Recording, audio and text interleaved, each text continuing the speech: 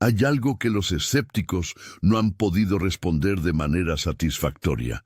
7 pasajes escritos entre el año 60 y el 96 después de Cristo describen con una precisión que va más allá de la coincidencia tecnologías, sistemas económicos y fenómenos sociales que eran físicamente imposibles antes del siglo XXI.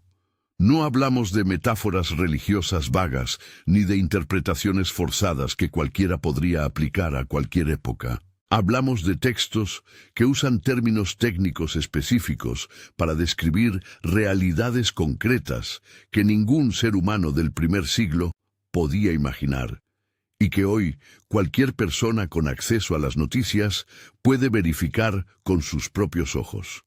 La pregunta que este video hace no es si estas profecías se cumplirán algún día en el futuro.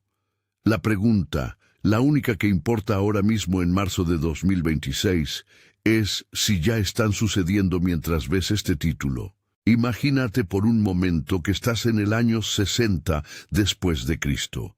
No existe la electricidad. No existe el Internet, no existe la televisión, los satélites, los teléfonos inteligentes, ni ninguna red de comunicación global. La información viaja a la velocidad de un caballo o de un barco de vela. El comercio se hace con monedas de metal que puedes tocar con tus manos en el mercado local. Las naciones del mundo no se conocen entre sí en su totalidad. El Imperio Romano, que es la superpotencia del momento, ni siquiera sabe que existen los continentes de América, Australia, ni las vastas extensiones del interior de Asia. En ese contexto exacto, alguien escribe palabras que describen con precisión lo que tú ves cuando abres tu teléfono esta mañana. ¿Cómo es eso posible? Lo que vamos a hacer en este video es diferente a lo que encontrarás en cualquier otro lugar. Para cada uno de estos 7 versículos vamos a presentar 3 elementos. El texto exacto, tal como aparece en las Escrituras, con la palabra original en griego o hebreo, cuando sea relevante para entender lo que realmente dice. El dato real y verificable del mundo de 2026 que ese texto describe. Y finalmente, la pregunta que ningún crítico secular ha podido responder de manera convincente. No vamos a forzar conexiones donde no las hay. No vamos a usar lenguaje vago que podría aplicarse a cualquier época. Vamos a poner los textos y los hechos uno al lado del otro y dejar que la evidencia hable por sí misma.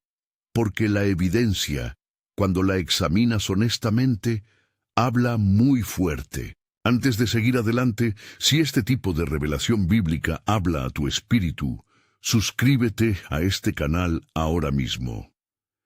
Aquí es donde abrimos los pasajes que pocas veces se explican con este nivel de profundidad, donde conectamos las escrituras antiguas con lo que está pasando en el mundo hoy.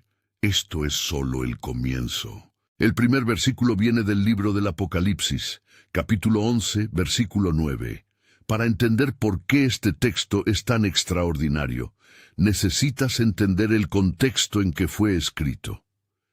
Juan de Patmos, el apóstol más cercano a Jesús, está desterrado en una isla rocosa del mar Egeo alrededor del año 95 después de Cristo por orden del emperador Domiciano. No tiene ningún medio de distribución masiva. No tiene acceso a tecnología de ningún tipo. Está escribiendo a mano una visión que le fue dada sobre eventos que se desarrollarán al final de la historia. Y en medio de esa visión, describe algo que para cualquier lector del primer siglo era completamente ininteligible.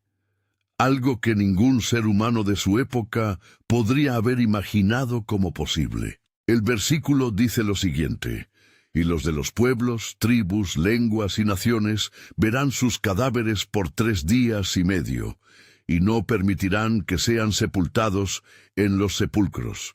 Apocalipsis 11, versículo 9. Detente aquí un momento. Pon atención a las palabras exactas. Los de los pueblos, tribus, lenguas y naciones.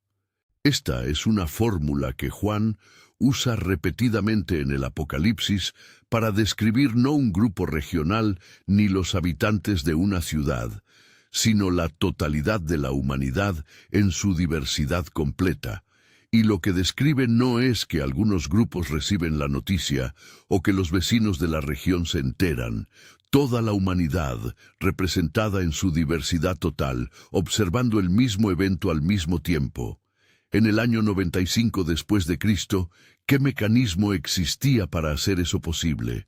Para que comprendas la magnitud de lo que estamos diciendo, considera cómo funcionaba la comunicación en el mundo romano. El sistema más rápido disponible era el cursus publicus, una red de mensajeros a caballo y estaciones de relevo que podía transmitir una noticia oficial desde Roma hasta Jerusalén en aproximadamente 20 días, bajo condiciones óptimas y sin interrupciones. Una noticia de Jerusalén tardaba semanas en llegar a Alejandría, meses en llegar a Persia, y podía tardar años en alcanzar los confines orientales del mundo conocido. Si algo sucedía en Judea, los pueblos de Bretaña no se enterarían hasta mucho después. La idea de que pueblos, tribus, lenguas y naciones, la totalidad de la humanidad, observaran el mismo evento en el mismo momento, era tecnológicamente imposible. No porque la gente no lo quisiera, sino porque no existía ningún mecanismo concebible para lograrlo. Ahora considera lo que sucedió el 11 de septiembre de 2001. Más de 2.000 millones de personas vieron en tiempo real, de manera simultánea, los ataques a las Torres Gemelas en Nueva York. Desde Tokio hasta Nairobi, desde Sao Paulo hasta Oslo, el mundo entero miraba el mismo evento en el mismo momento. En 2013, más de 90 millones de personas vieron en vivo la abdicación del Papa Benedicto XVI desde distintos países. En 2024, la ceremonia de apertura de los Juegos Olímpicos de París fue transmitida en tiempo real a más de 160 países simultáneamente. La transmisión global en vivo de un evento único, observable por toda la humanidad al mismo tiempo, no fue posible en ningún punto de los 2000 años anteriores al siglo XX. Juan describió algo que se volvió tecnológicamente posible por primera vez exactamente en nuestra era. La palabra que Juan usa en el griego original para verán en este versículo es theorisusin, theoresusin, del verbo theoreo. Y aquí está lo que hace este detalle tan relevante. Esta no es la palabra común y corriente para ver. En el griego del primer siglo, theoreo describe específicamente la acción de observar como espectador pasivo, como alguien sentado en las gradas de un estadio, mirando un evento sin poder intervenir ni participar. Es la misma raíz de nuestra palabra teatro. Juan no está describiendo personas que escuchan un rumor o reciben un reporte de oídas. Está describiendo una audiencia global pasiva, observando un espectáculo que se desarrolla ante sus ojos desde lejos, en tiempo real, sin poder hacer nada al respecto. Eso es exactamente lo que describe la transmisión en vivo por Internet. Una audiencia global, mirando, sin intervenir. Y entonces llegamos a la pregunta que este versículo deja sin respuesta satisfactoria. ¿Cómo escribió esto Juan en el año 95 después de Cristo? ¿Cómo describió con terminología tan técnicamente específica un fenómeno que requería tecnología que no existiría por casi 2000 años? La respuesta escéptica habitual es que Juan estaba usando hipérbole poética o lenguaje simbólico general. Pero esa explicación no funciona aquí. La palabra teoreo es técnicamente específica, no intercambiable con otras. La fórmula pueblos, tribus, lenguas y naciones aparece 7 veces en el Apocalipsis y siempre describe la totalidad de la humanidad. No es poesía vaga, es una descripción precisa de algo que Juan vio, que no tenía equivalente en su mundo y que hoy es tan cotidiano que lo damos por sentado en nuestra pantalla. Si esto está abriendo algo en tu espíritu ahora mismo, escribe en los comentarios: Jesús, confío en ti. Esa declaración de fe en este momento tiene más peso del que imaginas. El segundo versículo nos lleva al capítulo 13 del Apocalipsis. Juan ha pasado del 11º capítulo al 13º y ahora describe una entidad que llama la Bestia, un sistema de poder global que emerge en los tiempos finales y establece un control sin precedentes sobre la vida de las personas. Lo que hace este capítulo extraordinario no es el dramatismo de sus imágenes, sino la precisión económica de lo que describe. Juan era un pescador del siglo I. Vivía en una economía de intercambio de monedas metálicas y comercio local de mercado. No tenía ningún concepto de sistema financiero global, de moneda digital, ni de identidad centralizada. Y sin embargo, describe con una claridad que asombra el funcionamiento de un sistema que solo se volvió técnicamente posible en los últimos 15 años. El versículo dice: y que ninguno pudiese comprar ni vender, sino el que tuviese la marca o el nombre de la bestia, o el número de su nombre. Apocalipsis 13, versículo 17. Una sola frase. Considera cada palabra con cuidado. Ninguno. No los pobres, ni los marginados, no los que viven en cierta región, ninguno, sin excepción. Pudiese comprar ni vender, no una categoría de bienes, no ciertos productos regulados. Toda transacción comercial, toda compra, toda venta, controlada y condicionada por la presencia o ausencia de una sola credencial. Un sistema de control económico total que abarca la totalidad de las transacciones humanas, activadas o bloqueadas por una marca de identificación central. En el año 60 después de Cristo, un sistema así no era solo improbable, era una idea que no tenía equivalente en ninguna forma de organización económica conocida por ningún ser humano. Para que la dimensión de esto sea clara, considera cómo funcionaba el comercio en el primer siglo. Ibas al mercado, tomabas tu mercancía, pagabas con monedas de plata o bronce, o intercambiabas por otros bienes, y te ibas. No había registro centralizado de ningún tipo, no había base de datos, no había forma de que ninguna autoridad, por poderosa que fuera, monitoreara en tiempo real si tú específicamente habías comprado o vendido algo ese día en ese mercado. El control económico existía, sí, pero era grosero y físico. Impuestos cobrados en los puertos, peajes en los caminos, confiscaciones cuando el ejército te encontraba.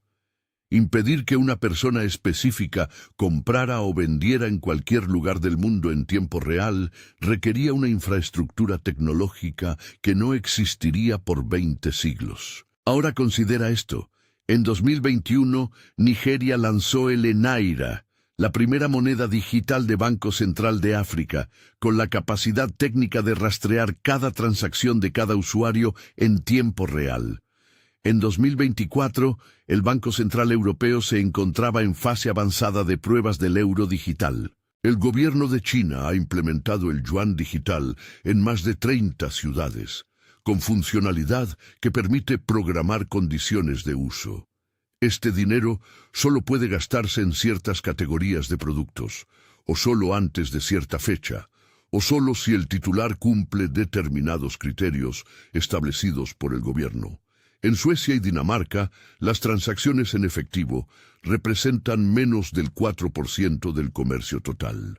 El Fondo Monetario Internacional ha publicado marcos técnicos para una moneda digital global, interoperable entre bancos centrales. La palabra griega para comprar en este versículo es agorazo, agorazo. La raíz es ágora. El espacio de mercado central de las ciudades griegas, el lugar donde todas las transacciones de la comunidad se realizaban. Pero lo que hace este texto aún más específico es la palabra que Juan usa para marca, charagma, charagma. Esta palabra en el griego antiguo no describía un tatuaje decorativo ni un símbolo religioso genérico. Charagma era el término técnico para una marca impresa o grabada que confería identidad oficial o autorización formal, como el sello del emperador en documentos o monedas. No es una marca espiritual abstracta, es una credencial de autorización que confiere el derecho legal de participar en el sistema económico. Juan describe en el año 96 una identidad digital que gatilla el acceso a las transacciones. El vocabulario que usa no podría ser más preciso si lo hubiera escrito un ingeniero de sistemas hoy. ¿Cómo describió un pescador del siglo I un sistema de moneda digital, centralizada, con capacidad de bloqueo de transacciones por usuario? ¿Cómo concibió el concepto de una credencial de autorización digital que determina quién puede comprar y vender, cuando vivía en un mundo donde el dinero era un objeto físico de metal que podías sostener en tu mano? La respuesta escéptica habitual es que Juan estaba describiendo el sistema de marcas de esclavos del Imperio Romano, extrapolado. Pero eso no alcanza para explicar la escala universal. Ninguno comprará ni venderá en ningún lugar sin esa credencial. Eso no describe ninguna práctica romana de ningún tipo. Describe un sistema de control económico digitalizado de alcance global que comenzó a ser técnicamente posible exactamente en el siglo en que vivimos. Si este contenido está siendo útil para tu comprensión de la palabra de Dios, dale like a este video ahora mismo. Cada like ayuda a que esta revelación llegue a una persona más que la está buscando hoy. Si has estado sintiendo que hay algo más en las Escrituras de lo que te han enseñado, algo que todavía no encontraste, dejé algo para ti en el primer comentario fijado de este video. Es para quienes están listos para ir más profundo. El tercer versículo no viene del Apocalipsis, viene de una carta. Pablo de Tarso, el apóstol que llevó el Evangelio a Europa, está en prisión en Roma alrededor del año 64 después de Cristo. Sabe que va a morir pronto. Escribe su última carta a su discípulo Timoteo con instrucciones para navegar los tiempos que vendrán. Y en esa carta hace algo que ningún sociólogo, ningún psicólogo del comportamiento, ningún analista cultural moderno ha podido replicar con semejante precisión. Produce una lista de 19 características de comportamiento humano que define como señales identificadoras de los postreros días. Una lista que cuando la lees en 2026 no parece escrita hace 2000 años.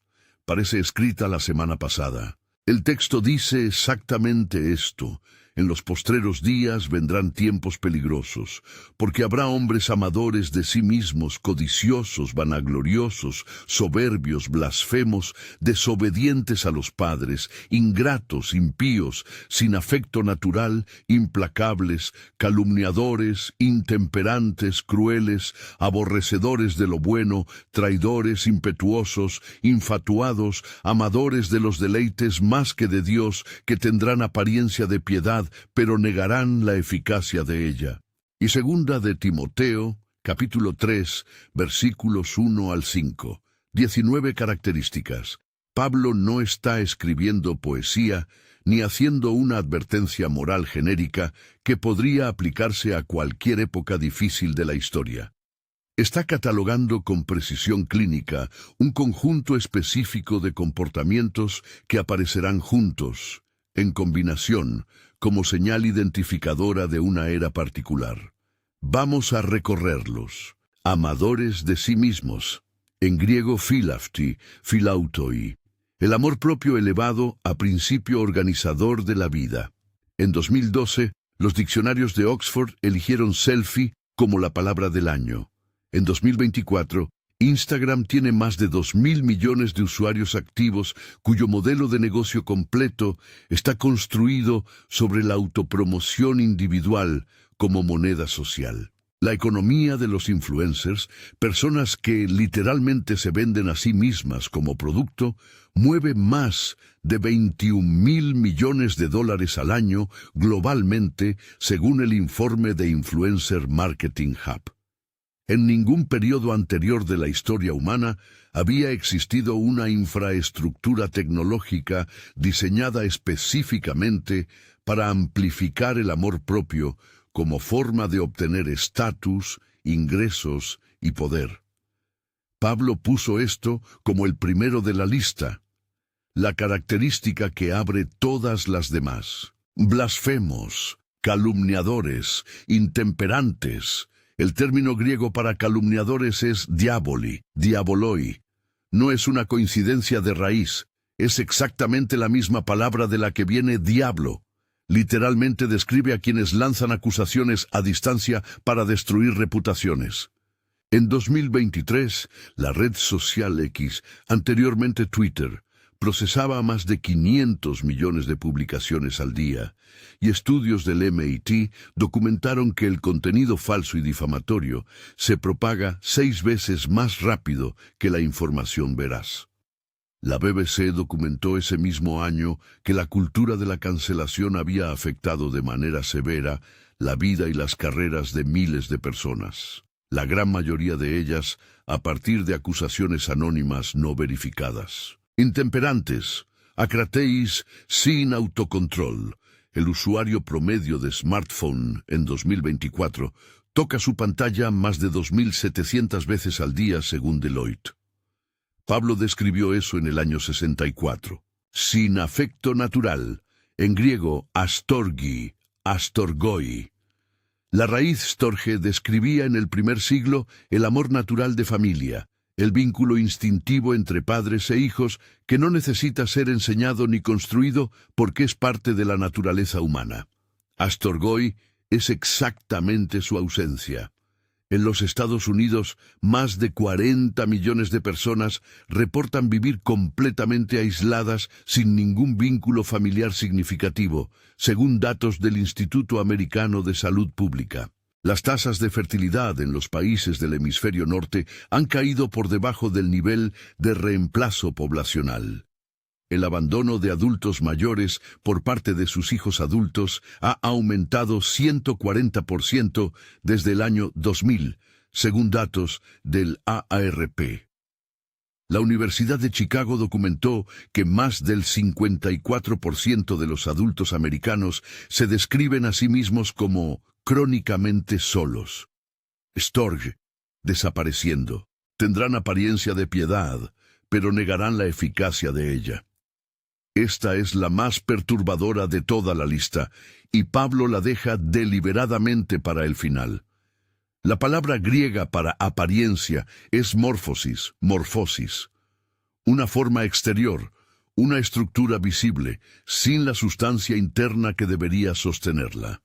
El Centro de Investigación Pew publicó en 2023 que el porcentaje de americanos que se identifican como cristianos cayó del 77 al 63% en 14 años. Pero más significativo aún, el mismo estudio encontró que entre quienes todavía se identifican como cristianos, menos del 30% reporta que su fe influye en sus decisiones diarias de manera concreta. La forma religiosa, sin la transformación, morfosis.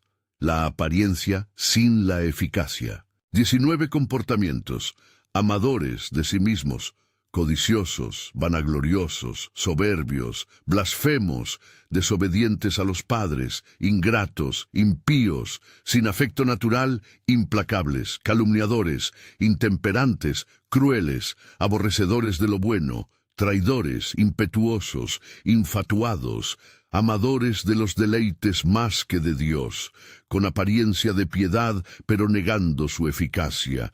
Abre cualquier noticiero hoy, abre cualquier red social. ¿Cuántos de esos 19 puedes verificar antes de que termine tu primera hora de mañana? Pablo escribió esto en el año 64 después de Cristo, desde una celda en Roma, describiendo un estado cultural que sería la señal identificadora de los últimos tiempos. La pregunta no es si la lista describe 2026. La pregunta es, ¿cuál de los 19 no lo hace? El cuarto versículo viene de uno de los libros más enigmáticos del Antiguo Testamento. Daniel era un profeta hebreo que vivió en el siglo VI antes de Cristo, más de 600 años antes de Juan y más de 650 antes de Pablo.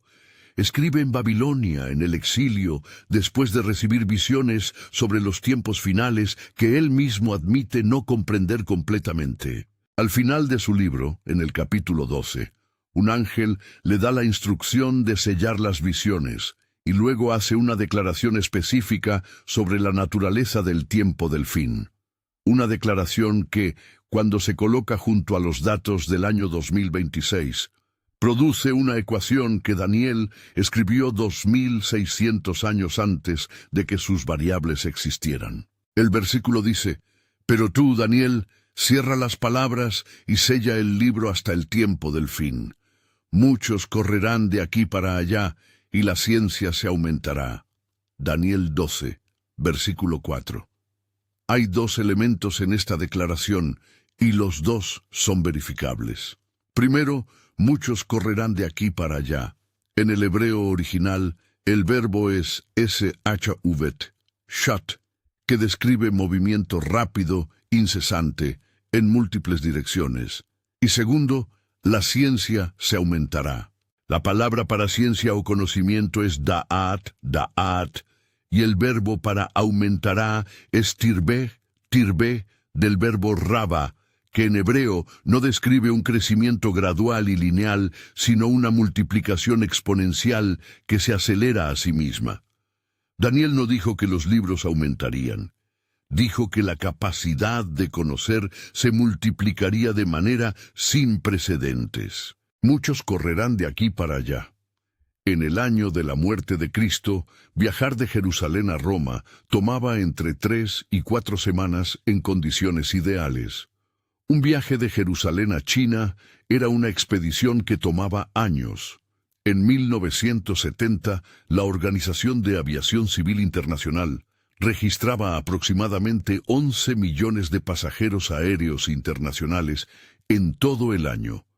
En 2023, ese número fue de 4.300 millones de personas viajando en avión en un solo año. En las autopistas de los Estados Unidos circulan más de 90 millones de vehículos cada día. Las personas se mueven por el planeta en el siglo XXI a una escala y velocidad que no tiene equivalente en ningún momento anterior de la historia registrada. Muchos correrán de aquí para allá, no como metáfora, como descripción estadística. La ciencia se aumentará. En 2023, por primera vez en la historia documentada, la cantidad de información digital creada en un solo año superó la acumulada en toda la historia humana previa. Actualmente, se publican más de 3 millones de artículos científicos nuevos cada año, uno cada 10 segundos. El proyecto del genoma humano tomó 13 años y costó $3.000 millones completarlo en el año 2003. Hoy puede hacerse en 24 horas por menos de $500. La inteligencia artificial generó en 12 meses más texto científico que en los primeros 500 años de la imprenta. La velocidad a la que el conocimiento se multiplica en 2026 no tiene equivalente en ningún período anterior, ni siquiera en los períodos que se consideraban de mayor avance científico. Pero aquí está lo que hace Da'at más notable que una simple referencia al volumen de información. En el hebreo bíblico, Da'at aparece repetidamente para describir un tipo de conocimiento que va más allá de la información almacenada. Es el conocimiento que transforma al que conoce. Es la misma palabra que usa Génesis cuando describe a Adán conociendo a Eva. Es conocimiento íntimo, directo, que cambia la naturaleza del que lo posee. Daniel no estaba profetizando que habría más libros en las bibliotecas. Estaba describiendo una transformación en la capacidad misma de la humanidad para comprender y procesar la realidad. La inteligencia artificial no solo almacena más datos, está cambiando fundamentalmente cómo los seres humanos acceden, procesan y generan conocimiento. Eso es Da'at multiplicándose. ¿Cómo sabía Daniel, escribiendo en el siglo VI antes de Cristo, que habría un periodo específico en la historia en que los dos fenómenos que describe, el movimiento masivo de personas y la explosión sin precedentes del conocimiento, ocurrirían simultáneamente? ¿Y por qué asoció esa combinación específica, no cada elemento por separado, sino los dos juntos, con el tiempo del fin? En los 2600 años que separan a Daniel de 2026, esa ecuación de 4.000 millones de viajeros aéreos al año, más una inteligencia artificial que multiplica el conocimiento exponencialmente, nunca se había resuelto. Solo se resolvió en los últimos 10 años. La ecuación que Daniel escribió tuvo que esperar 26 siglos para encontrar sus variables. El quinto versículo viene directamente de los labios de Jesús. Estamos en el Evangelio de Mateo, capítulo 24. Los discípulos acaban de señalarle los impresionantes edificios del Templo de Jerusalén, y Jesús les dice algo perturbador, que de esa construcción no quedará piedra sobre piedra. Desconcertados, le hacen la pregunta más importante de todo su ministerio. ¿Cuál será la señal de tu venida y del fin del siglo? Y Jesús no responde con evasivas. Responde con una lista detallada de señales verificables: guerras, rumores de guerras, hambres, terremotos, falsos profetas, persecuciones, aumento de la iniquidad. Y en el versículo 14, en medio de esa lista, inserta una condición que funciona no como advertencia de destrucción, sino como marcador temporal, una condición específica que solo se volvió técnicamente posible de cumplir en nuestra generación. El versículo dice: «Y será predicado este evangelio del reino en todo el mundo, para testimonio a todas las naciones, y entonces vendrá el fin». Mateo 24, versículo 14. La frase clave en el griego original es psin tois ethnesin, pasin toas ethnesin. A todos los grupos de pueblos, a todas las naciones étnicas identificables del planeta. No al Imperio Romano, no al mundo mediterráneo, a todos los grupos humanos existentes en la tierra. Y el verbo para será predicado es kirichisete, keristesetai, en voz pasiva futura. Esta proclamación ocurrirá, con certeza, en un momento futuro, y después de eso, la secuencia directa. Entonces vendrá el fin. La palabra griega tote, en ese momento, en esa secuencia, como si fuera la última casilla de un proceso. En el año 100 después de Cristo, cuando los últimos apóstoles habían muerto o estaban muriendo, el Evangelio había llegado a quizás el 3% de la población mundial, concentrado casi completamente en el Mediterráneo y partes del Medio Oriente, con fragmentos en la India y Etiopía, según tradiciones históricas. En el año 1000 después de Cristo, después de 10 siglos de expansión misionera, había alcanzado a quizás el 20%. En 1900, con los grandes movimientos misioneros del siglo XIX, tal vez al 40%.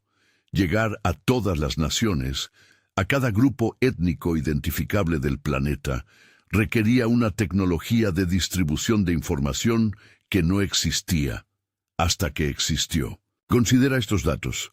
YouTube tiene más de 2.700 millones de usuarios activos en más de 100 países. La aplicación YouVersion, la Biblia digital más descargada de la historia, ha sido instalada en más de 700 millones de dispositivos en más de 190 países.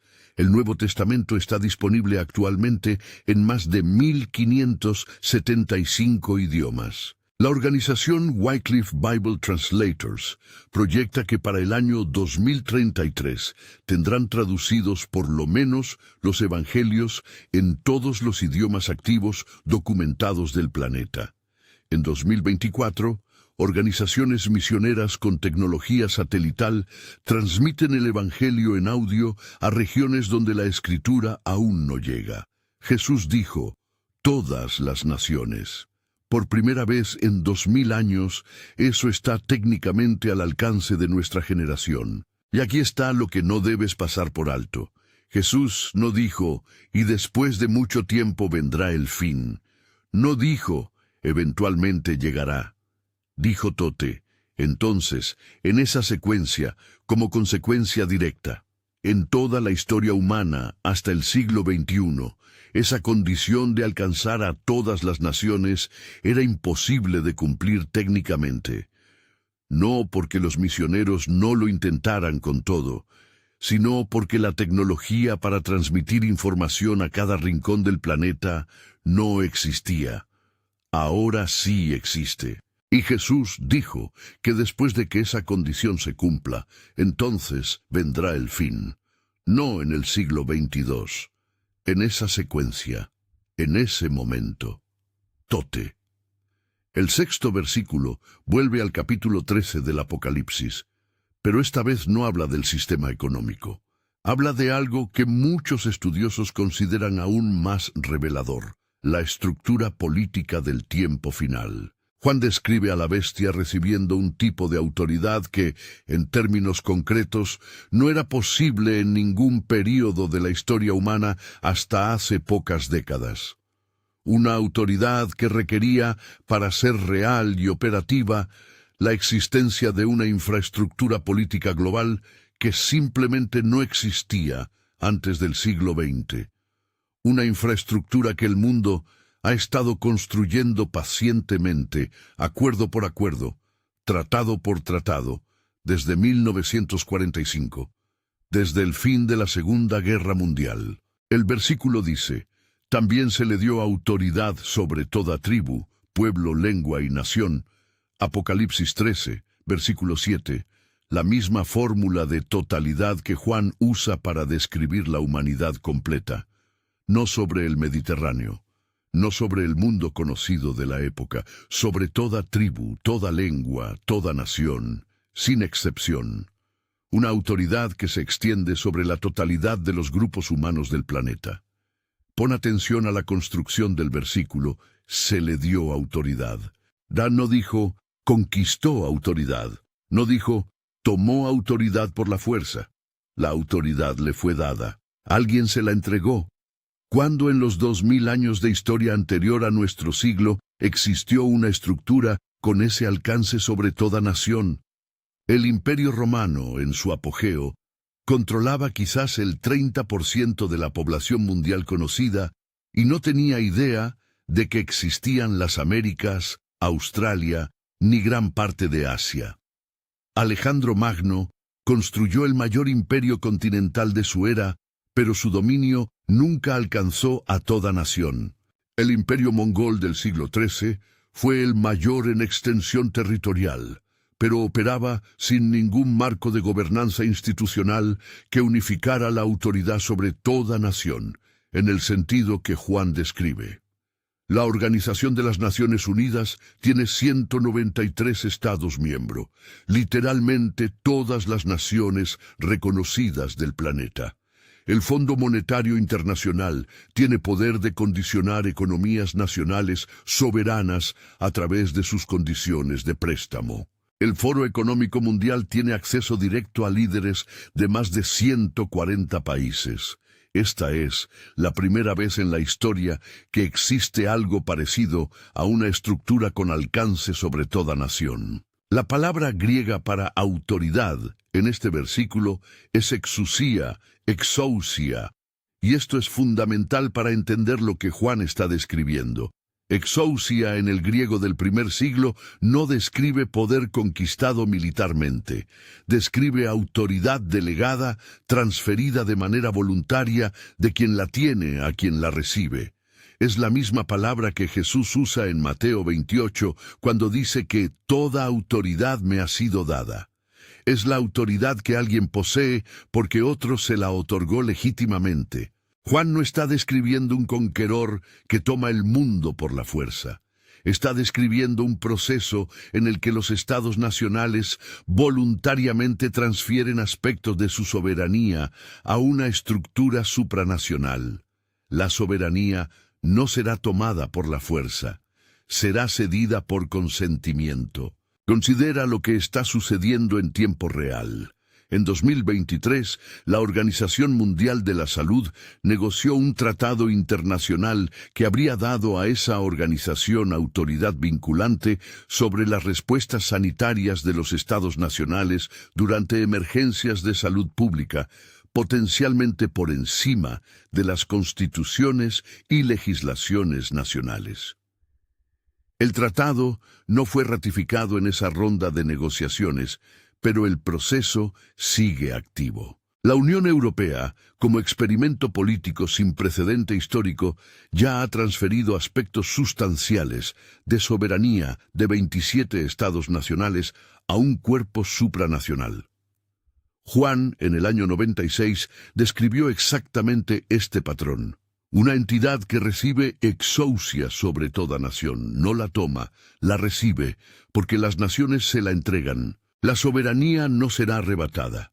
El mundo la está depositando, pieza por pieza, estructura por estructura, tratado por tratado, en marcos de gobernanza que un pescador del siglo I describió en una sola frase hace 2000 años.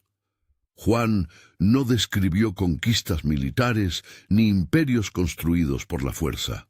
Describió exousia transferida, autoridad delegada, soberanía entregada voluntariamente por los que la poseen a una estructura que la centraliza. Ese proceso, que los analistas políticos llaman gobernanza global y los diplomáticos llaman cooperación multilateral, tiene en el Apocalipsis un nombre diferente.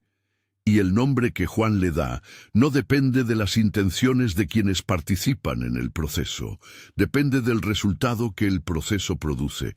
La arquitectura que describe el capítulo 13 no se construye por la fuerza, se construye por consentimiento.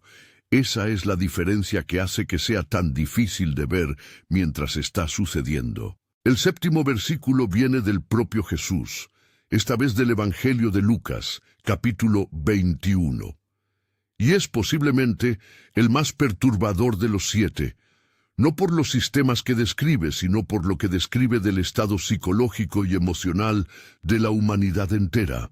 Jesús no solo profetizó estructuras tecnológicas o económicas, profetizó el estado interno de las naciones, la condición colectiva de la mente humana en el tiempo final. Y lo hizo con una especificidad psicológica que cuando se coloca junto a los datos globales de salud mental de 2026, produce algo difícil de ignorar. Porque Jesús usó palabras en griego que describen algo muy preciso, algo que los psicólogos contemporáneos han comenzado a nombrar solo en los últimos años, sin saber que un texto del siglo I ya lo había catalogado. El texto dice: entonces habrá señales en el sol, en la luna y en las estrellas, y en la tierra angustia de las naciones, confundidas a causa del bramido del mar y de las olas, desfalleciendo los hombres por el temor y la expectación de las cosas que sobrevendrán en la tierra, porque las potencias de los cielos serán conmovidas. Lucas 21, versículos 25 y 26. Pon atención a las palabras centrales. Angustia de las naciones. Confundidas. Desfalleciendo por el temor. La expectación de las cosas que sobrevendrán. No es simplemente que habrá problemas. Es que el estado psicológico colectivo de la humanidad entera estará definido por una clase específica de angustia. Una angustia que Jesús identificó con un término griego que no es ni común ni intercambiable. La palabra griega para angustia en este pasaje es sinogí, sinoche. Esta palabra en el griego antiguo no describe una crisis singular ni una dificultad puntual. Describe literalmente el estado de estar comprimido desde todos los lados al mismo tiempo. como si presiones provenientes de múltiples direcciones simultáneas te apretaran hasta que no puedes respirar. No es una tormenta. Son varias tormentas al mismo tiempo, desde ángulos distintos. Y la palabra para desfalleciendo, apopsico, es aún más específica. Describe literalmente el alma abandonando el cuerpo por el terror, el efecto físico de un miedo tan intenso que se siente como vaciamiento interno. Jesús en el año 30 de nuestra era identificó el estado emocional característico del tiempo final y le dio nombre. La Organización Mundial de la Salud reportó que en un solo año, después de 2020, la prevalencia de trastornos de ansiedad y depresión a nivel mundial aumentó 25%, el mayor aumento documentado en la historia de la psicología clínica moderna. En 2024, más de 1 billón de personas, 1 de cada 8 seres humanos en el planeta, vive con algún trastorno de salud mental diagnosticable. En los Estados Unidos, el porcentaje de adultos que reportan sentir ansiedad clínica alcanzó el 40% en 2023, según el Instituto Nacional de Salud Mental. Y lo que los investigadores están encontrando de manera consistente no es una sola causa, es la convergencia simultánea de múltiples fuentes de angustia.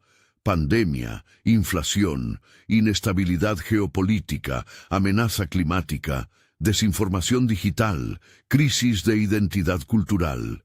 Sinoche, compresión desde todos los lados al mismo tiempo, confundidas a causa del bramido del mar y de las olas. Hay una razón para que Jesús usara el mar como imagen específica. El nivel del mar global ha aumentado aproximadamente 20 centímetros desde 1900, pero el ritmo de ese aumento se está acelerando de manera documentada. La isla-nación de Kiribati, en el Pacífico Central, está negociando activamente la compra de territorio en Fiji para reubicar a su población entera antes de que el océano la cubra, algo proyectado para mediados de este siglo. Las Maldivas y Tuvalu enfrentan la misma realidad. En Miami, las inundaciones costeras que en 1980 ocurrían estadísticamente una vez cada 10 años, ahora ocurren 40 veces al año. El bramido del mar no es solo una metáfora apocalíptica. Es por primera vez en la historia registrada una amenaza geopolítica concreta que líderes de decenas de naciones están discutiendo en cumbres internacionales. Esa presión que sientes y que no terminas de nombrar, esa sensación de que hay demasiadas cosas pasando al mismo tiempo, que el mundo se mueve más rápido de lo que puedes procesar, que hay amenazas en demasiadas direcciones a la vez y no sabes a cuál prestarle más atención.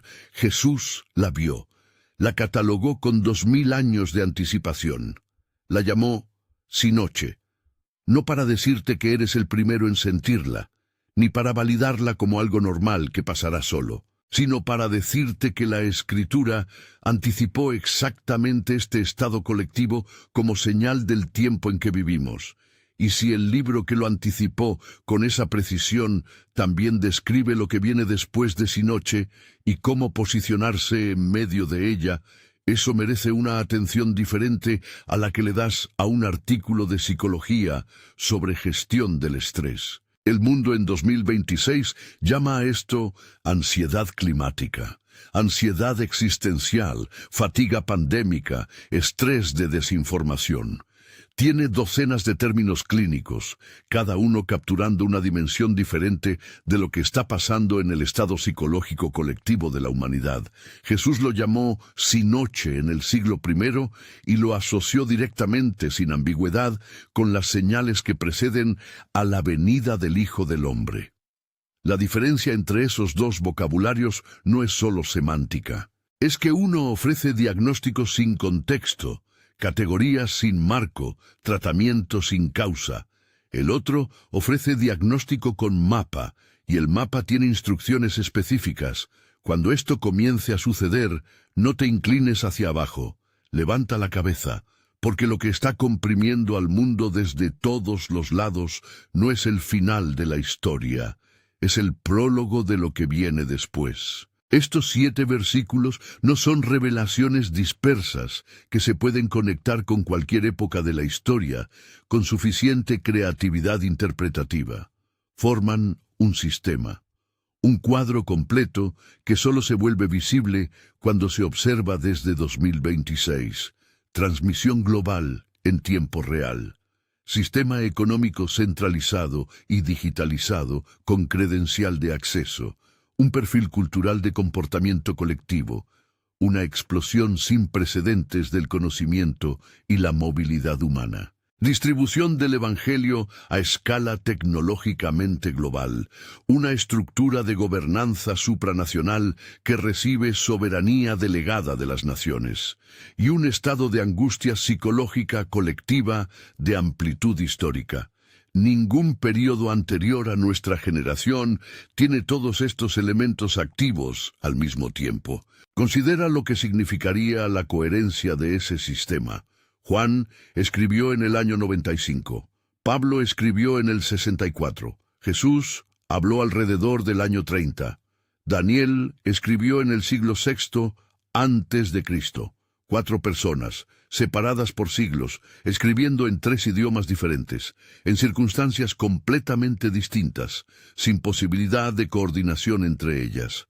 Y los 7 versículos que hemos examinado encajan entre sí con una coherencia estructural que no se produce por azar.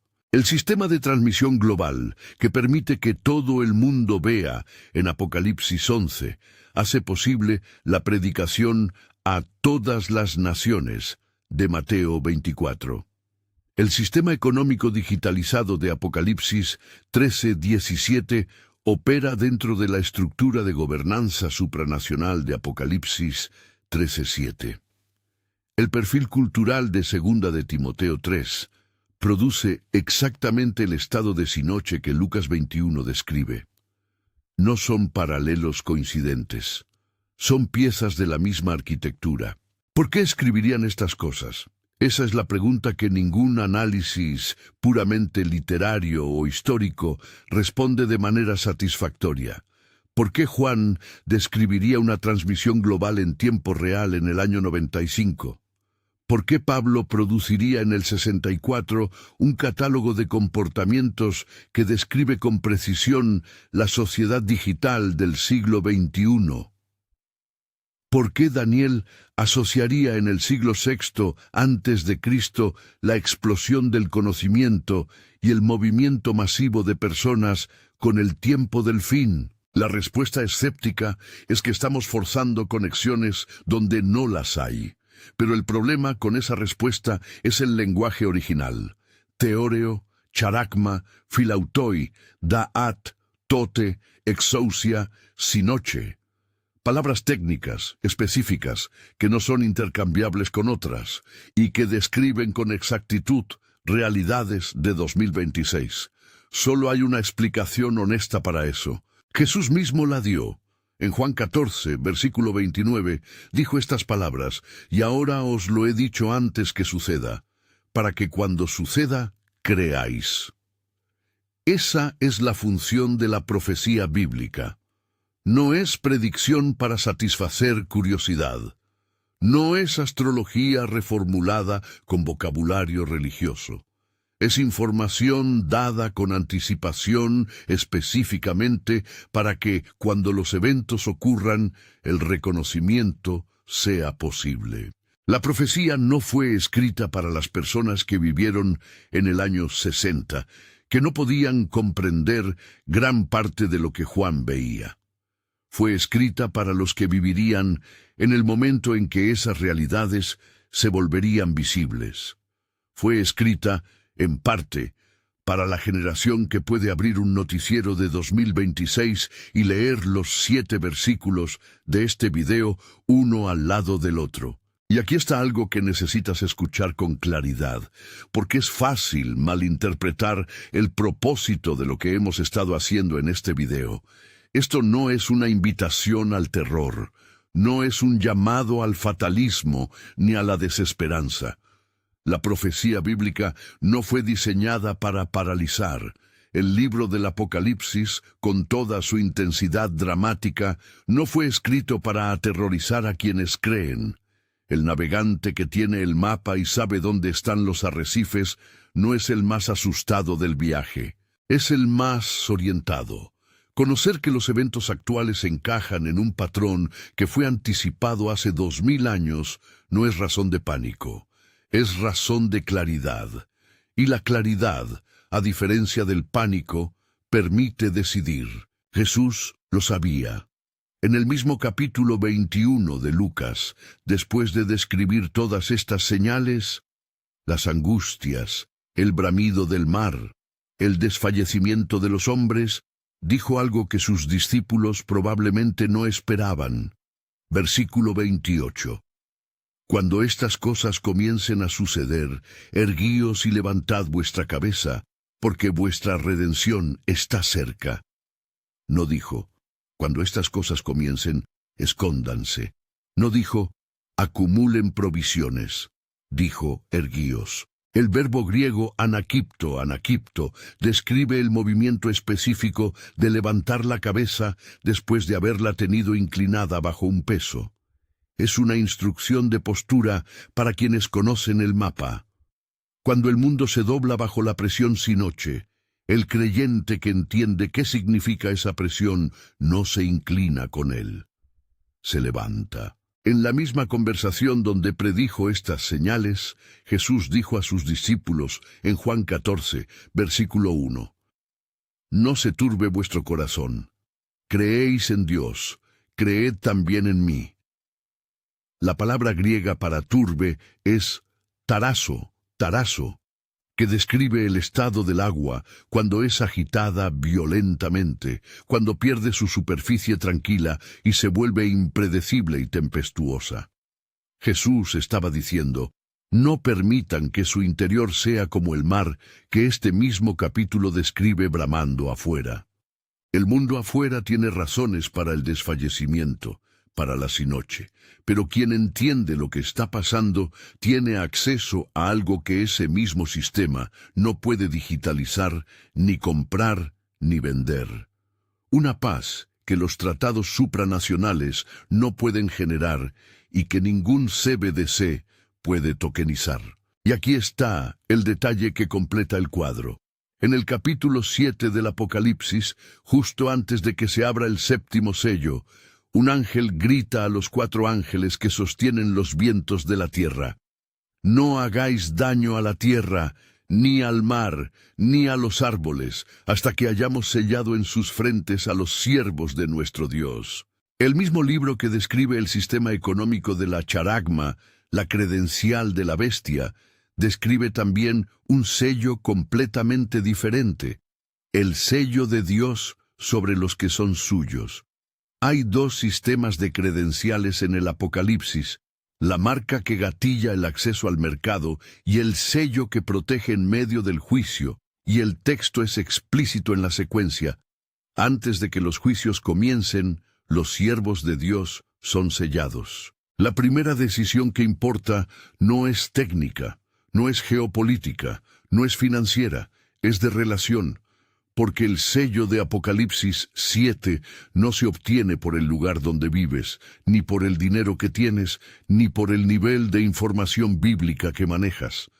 Se obtiene por la relación con el Dios que diseñó toda esta historia con suficiente anticipación como para escribirla en detalle en el siglo I, antes de que sucediera. Lo que se te está ofreciendo en este momento no es solo información sobre el futuro, es acceso al que tiene el futuro, y esa es una distinción que vale la pena detenerse a considerar. Volvemos al principio: 4 escritores, 4 siglos distintos, 3 idiomas, Juan en Patmos, Pablo en una celda romana, Jesús hablando a sus discípulos, Daniel en el exilio de Babilonia.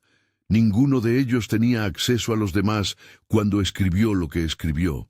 Y los 7 versículos que hemos examinado esta noche apuntan hacia el mismo cuadro. El cuadro que cualquier persona con acceso a las noticias de 2026 puede verificar con sus propios ojos. Esos versículos no fueron escritos para aterrorizarte, fueron escritos para que cuando llegara el momento, quien los hubiera leído reconociera, para que en medio de la sinoche, del ruido del mundo, de la compresión desde todos los lados, existiera alguien que levantara la cabeza, porque eso es exactamente lo que Jesús instruyó a hacer. La instrucción que las Escrituras dan para quienes reconocen estas señales no es construir búnkeres ni almacenar provisiones. Está en Lucas 21, versículo 36. Velad, pues, en todo tiempo orando que seáis tenidos por dignos de escapar de todas estas cosas que vendrán y de estar en pie delante del Hijo del Hombre. Estar en pie. De nuevo, la postura de quien conoce el mapa. Velar. Mantenerse despierto y consciente, no dormido por el entretenimiento o anestesiado por la rutina. Orar. Mantenerse en comunicación activa con el que tiene el mapa completo. La preparación espiritual no es pánico organizado, es conciencia activa combinada con conexión real con Dios. Es lo opuesto preciso de la angustia sin noche que Jesús describió en quienes no tienen ese ancla. Hay algo que el sistema que describimos en este video no puede darte. La moneda digital puede ser bloqueada. El acceso a la red puede ser cortado. Los marcos de gobernanza supranacional pueden colapsar o corromperse. Los sistemas que describimos son frágiles porque están construidos por seres humanos. Pero Jesús dijo en Mateo 24, versículo 35, una frase que precede a toda su descripción de señales. El cielo y la tierra pasarán, pero mis palabras no pasarán. Eso no es filosofía vaga, es el fundamento sobre el que se sostiene todo lo demás. En un mundo donde las estructuras que examinamos están en proceso de construcción o de fractura simultánea, la palabra de Dios permanece como el único ancla que ningún sistema puede digitalizar, centralizar ni controlar. Lo que necesitas frente a lo que está pasando no es búnker ni estrategia de supervivencia económica. El búnker no protege del juicio. El oro no opera dentro del sello de Dios. Lo que necesitas es ancla. Y la diferencia entre sí noche, la angustia de quienes ven el mundo comprimiéndose desde todos los lados sin saber qué significa, y la paz de Juan 14:1, no es la cantidad de información que tienes, es el acceso a quien sostiene todo. 7 versículos, escritos hace 2000 años, describieron con precisión lo que estás viendo en 2026. Si el libro que lo describió con esa exactitud también dice lo que viene después, y cómo estar en pie cuando llegue, eso merece más que curiosidad, merece una decisión. Los 7 versículos que examinamos esta noche no son el final del mapa. Son el marcador que dice, estás aquí. Estás en el punto del mapa donde las señales son visibles, donde la transmisión global existe, donde el sistema económico centralizado se está construyendo, donde el conocimiento se multiplica de manera exponencial, donde el Evangelio alcanza a todas las naciones, donde la sinoche es el estado emocional documentado de 1 billón de personas. Ese marcador no dice, aquí termina todo. Dice, sabes dónde estás. Ahora elige cómo posicionarte. 2 sistemas de credenciales están en juego. La marca que te da acceso al mercado y el sello que te da acceso a algo que ningún mercado puede ofrecer. Si llegaste hasta el final de este video, escribe en los comentarios, Jesús, estoy listo.